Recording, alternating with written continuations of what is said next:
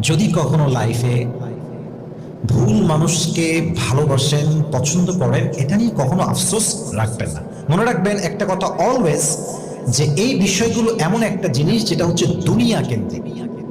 একটা কথা অনেকে জানেন না আপনারা, আমাদের যারা আল্লাহওয়ালা আছেন তারা কখনো দুনিয়ার বিষয়ে হতাশ হতেন না। আমার কথা কি বোঝা যায় যুবক ভাইয়েরা? তারা অলওয়েজ হতাশ হতেন এমন বিষয় যেটা আখিরাত কেন্দ্রিক। এটা আমি কালকে শুনলাম। ইভেন এটাও আসছে যে নবীরা, সাহাবীরা কখনো দুনিয়ার বিষয়ে হতাশ কখনো হন নাই। সুবহানাল্লাহ পড়বেন না আপনারা সবাই? হ্যাঁ, মানুষের মনে একটা আঘাত লাগতে পারে, ভেঙে গেলাম, জীবন আর চলবে না। No, it's not like that. Even আল্লাহওয়ালা যারা আছেন তারা দুনিয়ার বিষয়ে হতাশ হতে লজ্জা পেতেন। কি পেতেন যুবক ভাইরা?